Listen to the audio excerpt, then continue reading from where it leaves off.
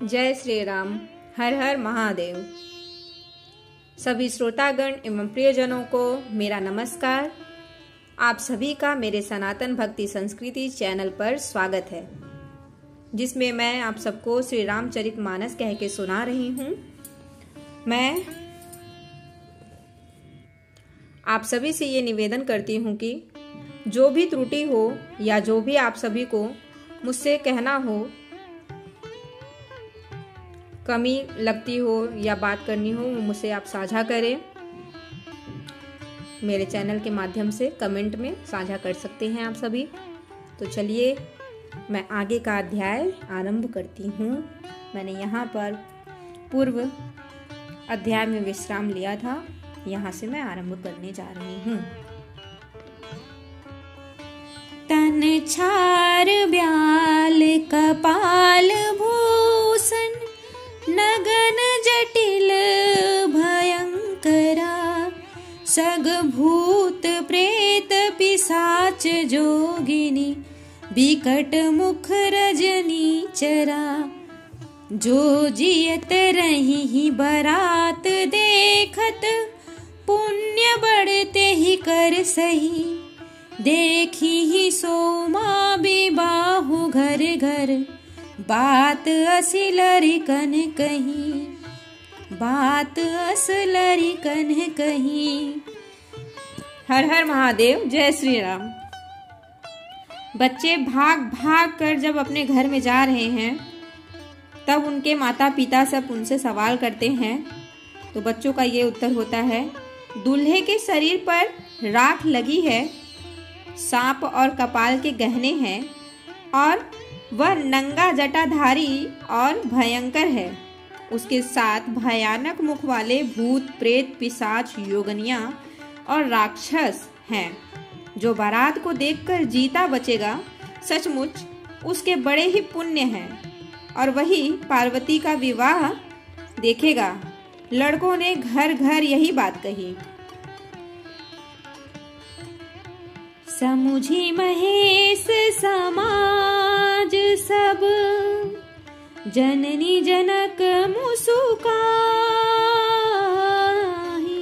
समुझी महेश समाज सब, जननी जनक मुसुकाहि।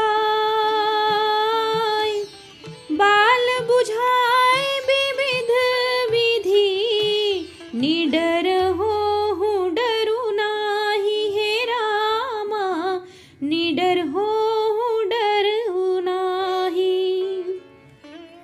महेश्वर का समाज समझकर सब लड़कों के माता पिता मुस्कुराते हैं। उन्होंने बहुत तरह से लड़कों को समझाया कि निडर हो जाओ, डर की कोई बात नहीं है। पर बच्चे तो बच्चे हैं, वो देख कर आए हैं तो कैसे अपना डर खत्म कर दें। तब यहाँ पर ले अगवान बरात ही आई, दिए सबही जनवास सुहाए। मैं ना शुभ आरती सवारी, संग सुमंगल गावही नारी। कंचन थार सोह बर पानी, परिछन चली हरहि हर सानी। बिकट बेस रुद्र ही जब देखा, अबलन उर भय भयो विशेषा। भागी भवन पैठी अति त्रासा, गए महेशु जहाँ जनवासा। मैं ना हृदय भयो दुख भारी, लीनी बोली गिरीश कुमारी। अधिक स्नेह गोद बैठारी, श्याम सरोज नयन भरे बारी। जही विधि तुम्हि रूप अस दीना, तेहि जड़ बरु बाउर कस कीना। तेहि जड़ बरु बाउर कस कीना। हर हर महादेव, जय श्री राम। अगवान लोग बारात को लिवा लाए। उन्होंने सबको सुंदर जनवासे ठहरने को दिए। मैना पार्वती जी की माता ने शुभ आरती सजाई और उनके साथ की स्त्रियां उत्तम मंगल गीत गाने लगी। और जब गाते गाते सुंदर हाथों में सोने का थाल शोभित है, इस प्रकार मैना जी हर्ष के साथ शिव जी की परछन करने चली। और जब परछन के लिए आगे बढ़ी तो महादेव जी को भयानक वेश में तब देखा तो स्त्रियों के मन में बड़ा भारी भय उत्पन्न हो गया। बहुत ही डर के मारे भाग कर वे घर में घुस गईं और शिव जी जहाँ जनवासा था वहाँ चले गए। मैना के हृदय में बड़ा दुख हुआ। उन्होंने पार्वती जी को अपने पास बुला लिया और अत्यंत स्नेह से गोद में बैठाकर अपने नील कमल के समान नेत्रों में आंसू भरकर कहा, जिस विधाता ने तुमको ऐसा सुंदर रूप दिया, उस मूर्ख ने तुम्हारे दूल्हे को बावला कैसे बनाया। अब ये सवाल मैना जी के मन में आने लगा और उनके आंखों में आंसू भरे हुए हैं। कस कीन्ह बरु बाराह विधि, जेहि तुमहि सुंदरता दई। जो फलु चाहिए सूरत रुहि, सो बर बस बबूरहि लागई। तुम सहित गिरिते गिरौ पावक, जरौ जल निधि महु परौ। घरु जाऊं अपजसु हो जग, जीवत विबाहु नहौ करौ। घरु जाऊं अपजसु हो जग, जीवत विबाहु नहौ करौ। मैना जी मारे डर के मारे आंखों में अश्रु लिए कहती हैं, जिस विधाता ने तुमको सुंदरता दी, उसने तुम्हारे लिए वर बावला कैसे बनाया। जो फल कल्प वृक्ष में लगना चाहिए वह जबरदस्ती बबुल में लग रहा है। मैं तुम्हें लेकर पहाड़ से गिर पड़ूंगी, आग में जल जाऊंगी या समुद्र में कूद पड़ूंगी। चाहे घर उजड़ जाए और संसार भर में अपकीर्ति फैल जाए, पर जीते जी मैं इस बावले वर से, दूल्हे से मतलब विवाह नहीं करूंगी तुम्हारा। भाई बिकल अबला सकल, दुखित देखी गिरी नार। भाई बिकल अबला सकल, दुखित देखी गिरी नार। करी बिला पुरोदति बदती, सुता सनेहु संभारी। हे रामा, सुता सनेहु संभारी। हिमाचल की स्त्री मैना जी को दुखी देखकर सारी स्त्रियां व्याकुल हो गईं। मैना अपनी कन्या के स्नेह को याद करके विलाप करती, रोती और कहती थी। रो के बेचारी बोलती है मैना जी, नारद कह मैं काह बिगारा। भवनु मोर जिन बसत उजारा। असोपदेशो मही जिन दीना। बौर बरही लागी तपु कीन्हा। साचे हून के मोहन माया। उदासीन धनु धामु न जाया। पर घर घालक लाज न भीरा। बाझ की जान प्रसव कै पीरा। बाझ की जान प्रसव कै पीरा। जननी बिकल बेलो की भवानी। बोली जुत विवेक मृदुबानी।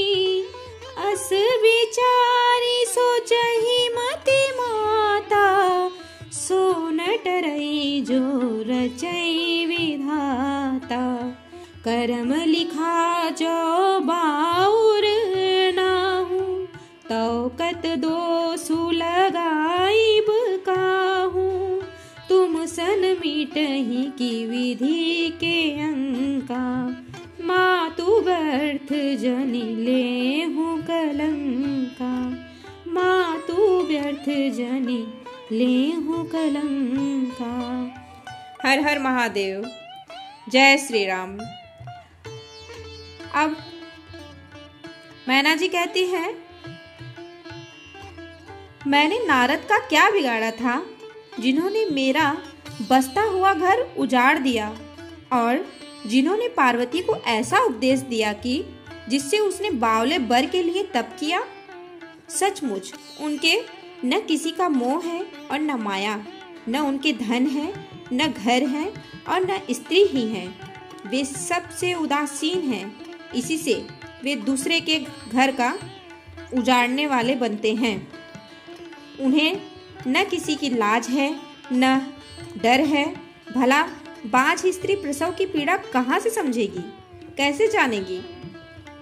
माता को विकल देखकर पार्वती जी विवेक युक्त कोमल वाणी बोली, कहती है, हे माता, क्या विधाता के अंग तुमसे मिट सकते हैं? वृथा कलंक का टीका मत लो अपने माथे पर, मतलब कि अब कलंक का टीका मत लो।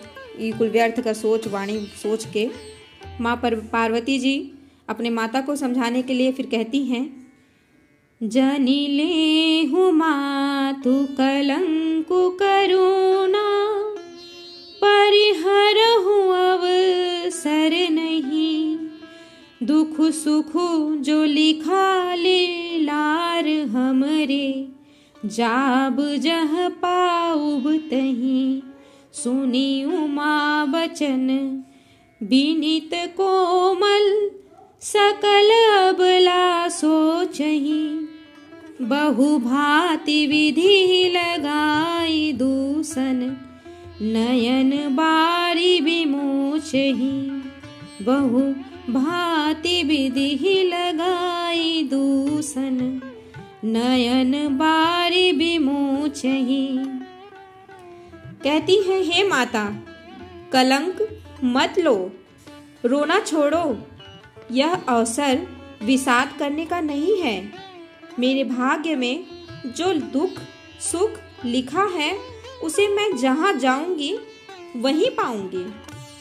पार्वती जी के ऐसे विनय भरे कोमल वचन सुनकर सारी स्त्रियां सोच करने लगी और भांति भांति से विधाता को दोष देकर आंखों से आंसू बहाने लगी।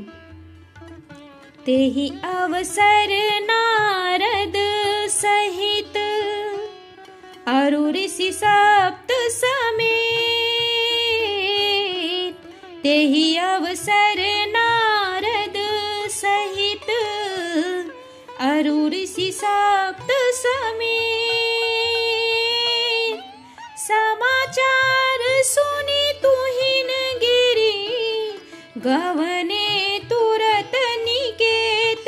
हे रामा गवने तुरत निकेत।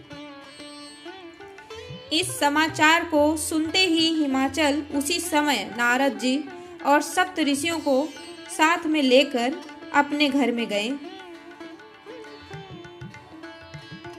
तब नारद सब ही समुझावा पूर्व कथा प्रसंग सुनावा। मयना सत्य सुनहु मम बानी जगदम्बा तब सुता भवानी। अजानादि शक्ति अविनाशिनी सदा शंभु अर्धंग निवासिनी। जग संभव पालन ले कारिणी निज इच्छा लीला बपुधारिणी। निज इच्छा लीला बपुधारिणी। जनमी प्रथम दक्ष गृह जाई नामु सती सुंदर